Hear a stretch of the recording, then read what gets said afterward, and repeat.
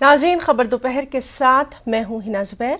आदाब नाज़रीन, आज हम एक बहुत ही ख़ास मौजू पर बात करने वाले हैं। जिस तरह से हमने देखा कि कल एक बयान मोहन भागवत का सामने आया था और उसके बाद से उसके रद्द अमल के तौर पर, रिएक्शन के तौर पर कई बयानात सामने आए हैं। इसी पर आज हम डिस्कस करेंगे। हमारे साथ कुछ ख़ास मेहमान भी मौजूद रहेंगे। तो चलिए हम अपने ख़ास प्रोग्राम की शुरुआत करते हैं। अखंड भारत एक ख्वाब। ये विभाजन इस्लाम का आक्रमण और ब्रिटिशों का आक्रमण, इन दोनों आक्रमणों का मिलकर नतीजा। हमको जो खंडित हुआ उसको फिर से अखंड बनाना पड़ेगा। ये अपना राष्ट्रीय, धार्मिक सब प्रकार से कर्तव्य है। अखंड हिंदुस्तान का सपना कौन नहीं देखता? कौन सा अखंड भारत की बात कर रहे हैं? 15 सालों में नहीं, आप 15 दिन में कर लीजिए। हम तो अखंड भारत मानने वाले लोग हैं और हम तो ये मानते हैं कि एक दिन कराची भी भारत का हिस्सा होगा। अखंड भारत की ये बातें मत करो। जो इलाके में चीन भारत की जमीन पर कब्जा करके बैठा है, हमारी फौज उन इलाकों में पेट्रोलिंग नहीं कर सकती और आप अखंड भारत की बात करते हैं।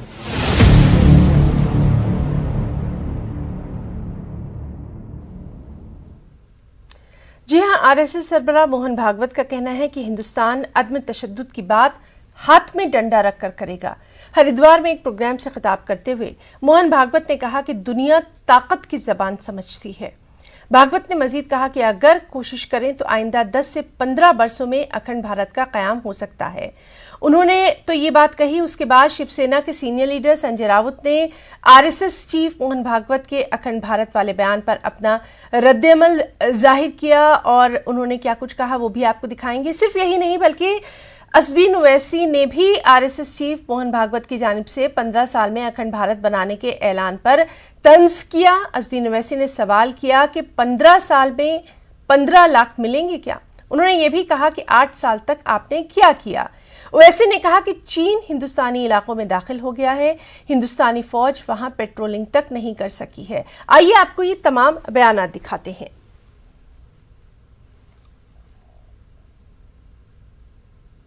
15 सालों में नहीं, आप 15 दिन में कर लीजिए।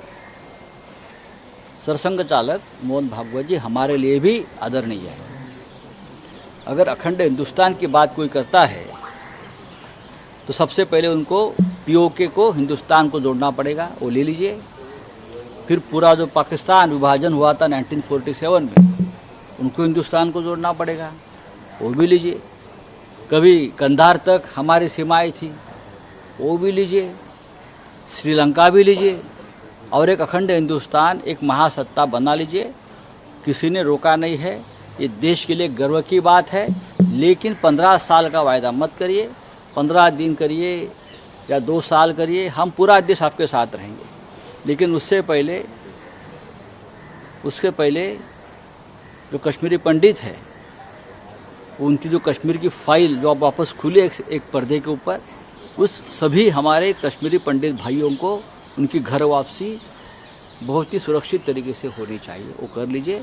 और आपका जो इरादा है अखंड हिंदुस्तान का, हम उनको ज़रूर समर्थन करेंगे। और इस देश के सभी राजनीतिक दल, चाहे आपके वैचारिक दृष्टि आपके विरोधी हो, वो भी आपको समर्थन करेंगे। अखंड हिंदुस्तान का सपना कौन नहीं देखता है?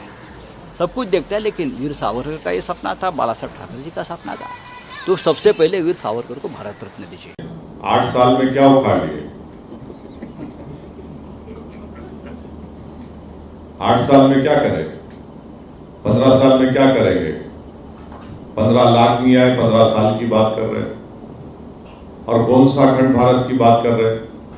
इस तरह से बात करने से उनको ये समझना चाहिए कि अखंड भारत का मतलब पूरा अफगानिस्तान, पूरा श्रीलंका, पूरा बांग्लादेश, फिर आपका जो हमारा कश्मीर का हिस्सा पाकिस्तान कब्जा करके बैठा है, जो चीन के पास है। मैं मोहन भागवत साहब को ये बोलना चाहूंगा कि अखंड भारत की ये बातें मत करो। जो इलाके में चीन भारत की जमीन पर कब्जा करके बैठा है, डेप्सांग में, डेमचाक में, हॉट स्प्रिंग में, उसकी बात करो आप। हमारी फौज उन इलाकों में पेट्रोलिंग नहीं कर सकती और आप अखंड भारत की बात करते हैं। 15 साल क्यों कर रहे भाई? 8 साल में कर लेना था आपको।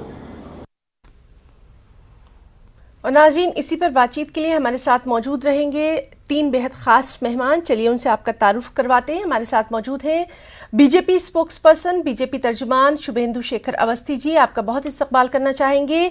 आनंद दुबे जी, शिवसेना स्पोक्स पर्सन, शिवसेना के तर्जुमान, आनंद जी आपका भी बहुत इस्तकबाल करेंगे। और सुधीर सूर्यवंशी साहब जो कि सीनियर तज्जिया निगार हैं, और इनसे हम जानने की कोशिश करेंगे ये जो बयानात सामने आ रहे हैं इनके क्या कुछ मायने हैं। शुरुआत हम शुभेंदु जी आपसे ही करना चाहेंगे।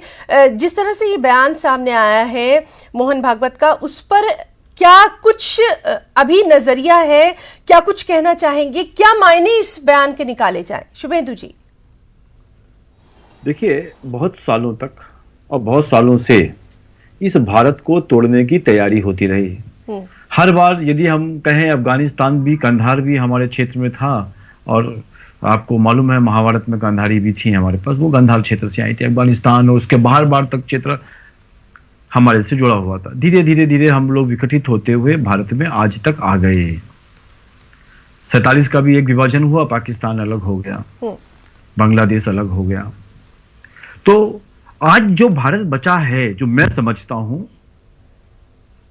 कोई लोग, जो लोगों ने अपने अपनी बातें करी हैं वो उनका विषय हो सकता है, पर जो मैं समझता हूं जो भारत बचा है वो अखंड हो, उसको कोई तोड़ ना सके। जिस तरीके से कश्मीर में पाकिस्तानी लोग, पाकिस्तानी आतंकवादी भारत को तोड़ने की तैयारी कर रहे हैं, उसका खंडन ना हो सके, उसको अलग ना किया जा सके। जिस तरीके से नॉर्थ ईस्ट में म्यांमार और रोहिंग्याज आकर वहां के लोगों को अलग करना चाह रहे हैं, कुछ क्षेत्रों पे अपना कब्जा करना चाह रहे हैं, उसका खंडन ना हो सके, उसका विभाजन ना हो सके। और इसी तरीके से भारत के बहुत लोग भारत की विचारधाराओं का खंडन करना चाहते हैं। तो अखंड भारत की जो स्वरूप हम देख रहे हैं, भारत माता के अपने परम वैभव को देखना चाहते हैं। हम ये चाहते हैं कि वैचारिक और सांस्कृतिक तरीके के साथ साथ हमारी जो ये राजनीतिक सीमाएं हैं उसका कोई खंडन ना कर सकें। हम इतने मजबूत हो, और हमने अपने पिछले 8 सालों में देखा है कि भारत ने विश्व में विश्व शक्ति ना बनते हुए विश्व गुरु बनने की जो कल्पना करी है उसकी बात कर रहे हैं।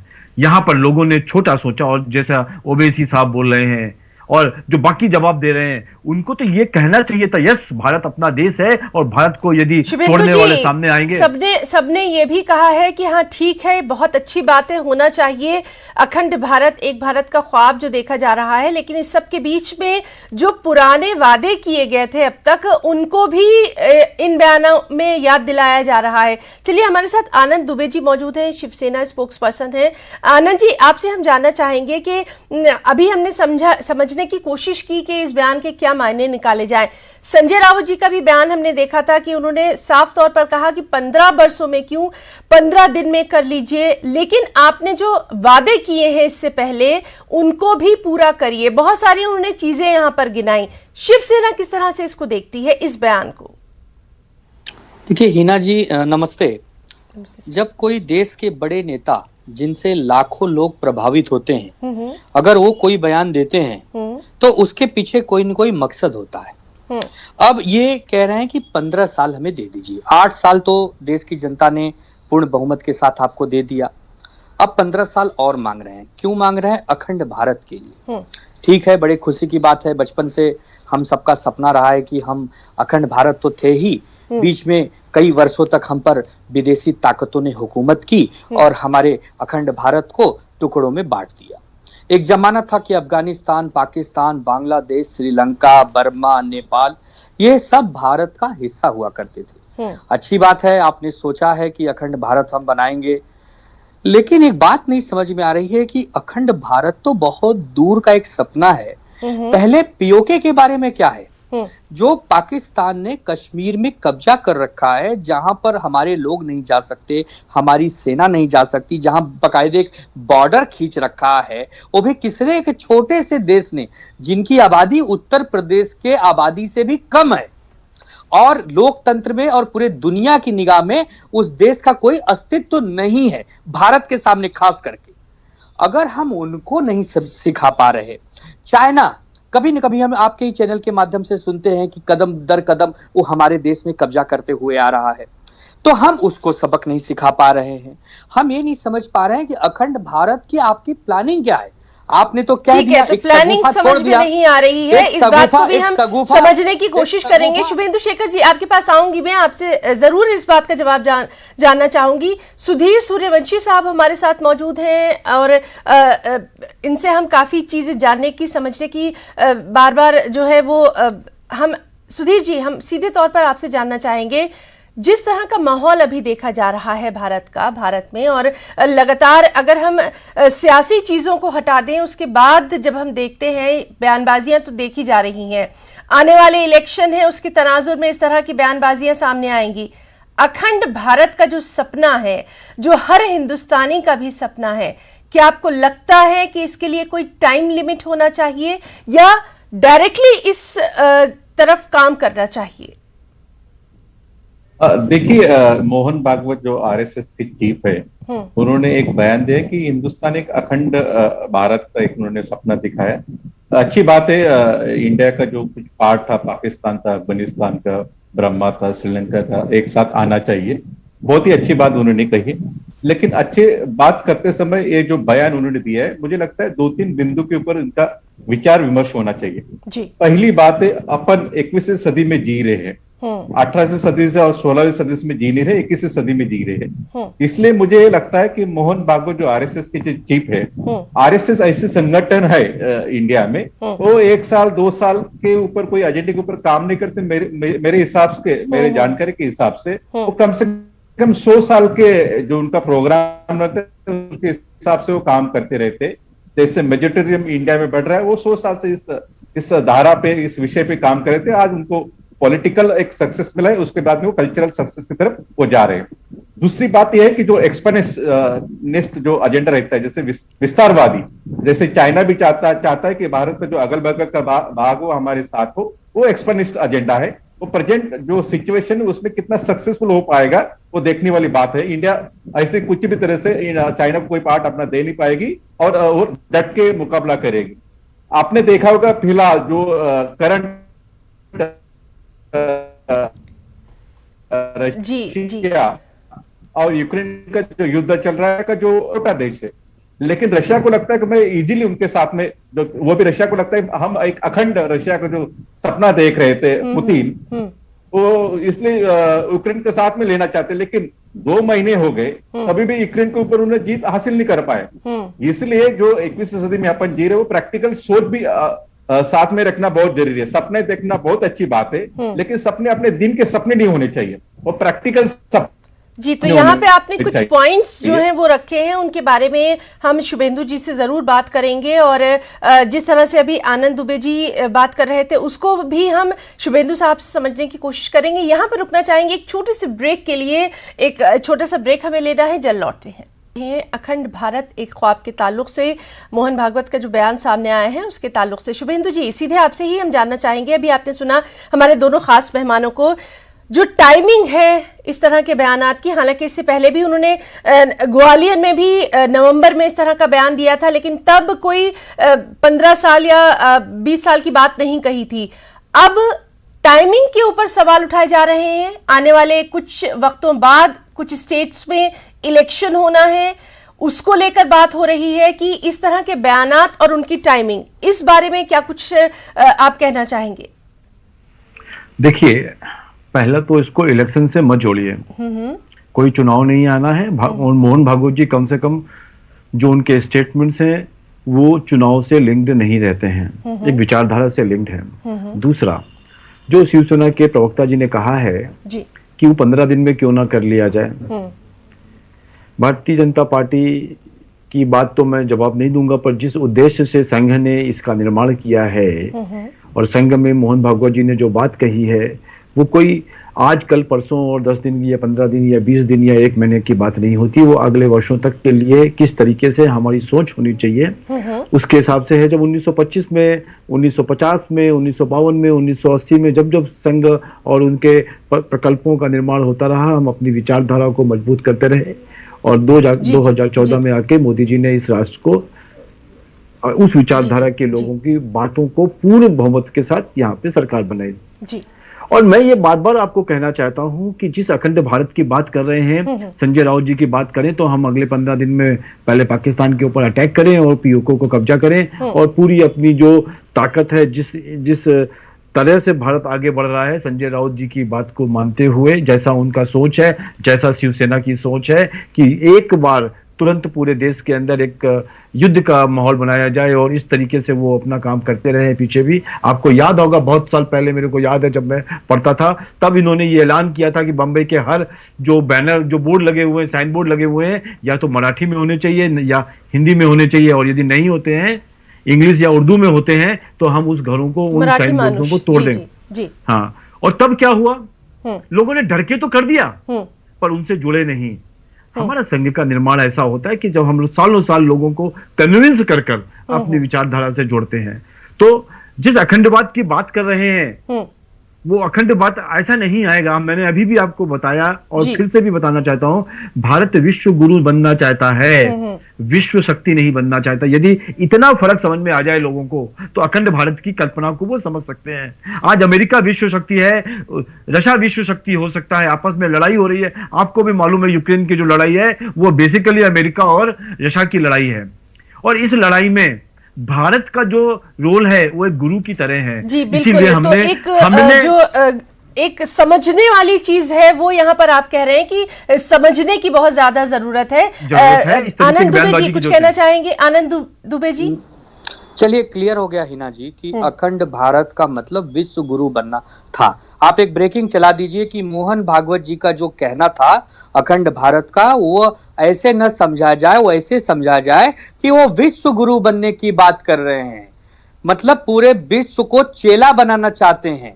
वेरी गुड, बहुत अच्छी बात है। हम तो सम्मान करते हैं। सुनिए ना, इसको समझने के लिए आपको संघ में आना पड़ेगा, और ये आपको समझ में नहीं आएगा, ना आपको समझ में आएगा, ना ओबीसी सबको समझ में आएगा। हिना जी, पीओके कैसे देगा मालूम है? जब हम उन्हें फूल का हार पहनाएंगे तब पीओके पाकिस्तान कहेगा, अरे भैया ले लीजिए, आप तो विश्व गुरु हैं। आनंद दुबे जी यहाँ पर थोड़ा सा ये भी समझना चाहेंगे, शिवसेना की तरफ से फौरी तौर पर जो ये बयान सामने आया, तो ये भी कहा जा रहा है कहीं ना कहीं हिंदुत्व की जो एक बात उठती रही है, चाहे बीजेपी हो या फिर शिवसेना हो, तो अब कौन ज्यादा इसको पेश कर सकता है, उसको लेकर एक बयान पर एक रिएक्शन आता है, उसके बाद फिर बयानों का सिलसिला शुरू हो जाता है। इसको इस तरह से भी कहा जा रहा है? नहीं, देखिए, ऐसा है कि हिंदुत्व का पाठ हमको भाजपा से नहीं सीखना है। हमारे नेता ने पहले दिन ही कह दिया कि हमने भाजपा को छोड़ा है, हिंदुत्व को नहीं छोड़ा है। हमारी आइडियोलॉजी है, हमारी विचारधारा है, और कांग्रेस को और राष्ट्रवादी कांग्रेस को स्पष्ट शब्दों में कह दिया गया है कि हम कॉमन मिनिमम प्रोग्राम पर सरकार चला रहे हैं, तुम अपनी विचारधारा आगे बढ़ाओ, हम अपनी बढ़ाएंगे, उसमें समझौता नहीं होगा। लेकिन अब चूंकि बीजेपी का जो काम है, बीजेपी को जहां महबूबा मुफ्ती से सहूलियत लगती है, वहां उनका हिंदुत्व थोड़ा डाउन करके वो थोड़ा सा समझौता कर लेते हैं। लेकिन जब उनको लगता है कि यार, लेकिन उनको जब लगता है ठीक है, हमारे साथ सुधीर सूर्यवंशी जी भी मौजूद हैं। सुधीर जी, आपसे हम ये जानना चाहेंगे, ये कहा जा रहा है कि समझने की जरूरत है, और सभी ये चाहते हैं, हर हिंदुस्तानी चाहता है कि अखंड भारत की जो बात की जा रही है वो वाकई में शर्मिंदा ताबीर हो जाए, सबको उस पर फख्र होगा। लेकिन आपको क्या लगता है, प्रैक्टिकली कितना भी इस सिमत में, इस डायरेक्शन में काम करने की जरूरत है? पहले देखो, कोई भी मकान हासिल करने के लिए, दूसरे का करने के लिए, दूसरे का प्रांत अपने साथ में लेने के लिए, पहला अपना घर ठीक चाहिए। You should first keep your house in order, then only you can दूसरी तरफ आप देख सकते। अभी आप देख रहे हैं कि इंडिया में जिस तरीके से माहौल खराब हो गया है, हेट्रेड बढ़ रहा है। अमेरिका के लोगों ने पार्लियामेंट भी वहां पे उठाया कि इंडिया में माइनॉरिटी के खिलाफ काफी चीजें हो रही है। और दूसरी बात है, जैसे दो संघ राज्य, भारत एक फेडरल स्ट्रक्चर का एक देश है, वहां पे सेंटर और स्टेट में काफी फाइट आप जो काल है उसमें देख रहे हैं। जैसे महाराष्ट्र हो सेंट्रल गवर्नमेंट हो, तमिलनाडु हो सेंट्रल गवर्नमेंट हो, पश्चिम बंगाल हो सेंट्रल गवर्नमेंट। इसलिए इस तरीके से जैसे बयानबाजी हो रही है, जिस तरह से कोई कम्युनिटी को टारगेट किया जा रहा है अननेसेसरी, ऐसे करते रहेंगे तो एक माहौल जो शांतिपूर्ण माहौल, जब जो समाज है, जो जातियां है, जो धर्म है, सिख हो ईसाई हो, कौन सा भी धर्म हो, एक साथ लेके चलना चाहिए। जी, तो सभी को एक साथ लेके चलना चाहिए और जिस तरह से अखंड भारत की बात की जा रही है, उस ख्वाब को सच करने की सिमत में सभी को मिलकर काम करना होगा। यही हमारे आज के जो खास मेहमान थे उनसे बातचीत के बाद निकलकर सामने आया है। अपने तीनों खास मेहमानों का, शुभेंदु जी आपका भी, सुधीर सूर्यवंशी जी आपका और आनंद दुबे जी, आप तीनों का बहुत बहुत शुक्रिया अदा करना चाहेंगे हमारे इस खास प्रोग्राम का हिस्सा बनने के लिए। खबर दोपहर में इतना ही। आदाब।